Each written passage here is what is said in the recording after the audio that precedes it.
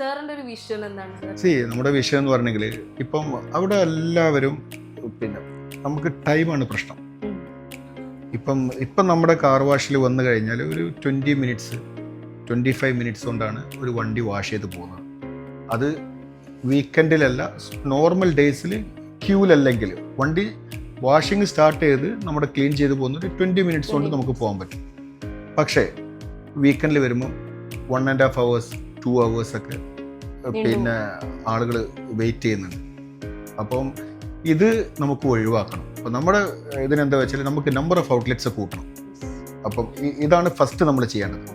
ഈ number of outlets കൂട്ടണമെങ്കിൽ നമുക്ക് ഏറ്റവും ഈസി ആക്സസ് എന്ന് പറഞ്ഞാൽ നമുക്ക് എല്ലാ ഫെസിലിറ്റിയും കൂടിയും കിട്ടുന്നതാണ് നമ്മൾ പെട്രോൾ സ്റ്റേഷൻ. അപ്പം ഈ പെട്രോൾ സ്റ്റേഷൻ്റെ അകത്ത് നമുക്ക് ഇപ്പോൾ നമ്മൾ ഓൾറെഡി അജ്മാനിലെ എമറാത്ത്, അതുപോലെ അഡ്നോക്ക്, അങ്ങനെ ഇതിൻ്റെ അകത്തൊക്കെ നമുക്ക് പെൻട്രി കിട്ടിക്കൊണ്ടിരിക്കുന്നുണ്ട്. നമ്മളിപ്പം ലാസ്റ്റ് വീക്കിൽ നമ്മൾ അവിടെയൊക്കെ ടെൻഡർ എല്ലാം ചെയ്തിട്ടുണ്ട്.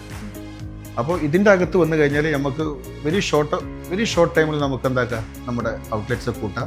കസ്റ്റമേഴ്സിൻ്റെ ടൈം ഇപ്പോഴത്തെ നമ്മളുടെ ഈ ടൈമിങ് കുറക്കാൻ, ആളുകളെ വെയിറ്റിംഗ് ക്യൂ കുറക്കാനും ഇത് നമ്മൾ ഒരു ERP നമ്മുടെ ടീം ബാക്ക് ഓഫീസിനായിട്ട് നമ്മൾ പ്ലാൻ ചെയ്തിപ്പം വർക്ക് നടന്നുകൊണ്ടിരിക്കുന്നുണ്ട്.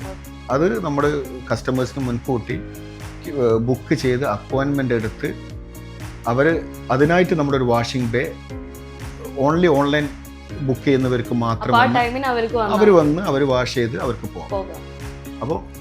അപ്പോൾ നമ്മൾ ഇപ്പോഴത്തെ ടെക്നോളജി നമ്മൾ യൂസ് ചെയ്തുകൊണ്ട് കസ്റ്റമേഴ്സിന് ടൈം മാനേജ്മെൻറ്റിന് അവർക്ക് ഒരുപാട് അത് ഗുണം ചെയ്യും. ഇതൊക്കെയാണ് നമ്മുടെ വിഷനുകൾ. അതുപോലെ നമുക്ക് ഒരു 2027 ആകുമ്പോഴത്തേന് നമുക്കൊരു 20 ഔട്ട്ലെറ്റ്സ് നമുക്ക് ഈ പെട്രോൾ സ്റ്റേഷൻ്റെ അകത്തെല്ലാം ആയിട്ട് നമുക്ക് ഈ ഗ്യാസ് സ്റ്റേഷൻ്റെ അകത്ത് നമുക്ക് പിന്നെ നമുക്ക് ഒന്ന് സ്റ്റാർട്ട് ചെയ്ത് മുന്നോട്ട് പോകണം എന്നാണ് ഉദ്ദേശിക്കുന്നത്.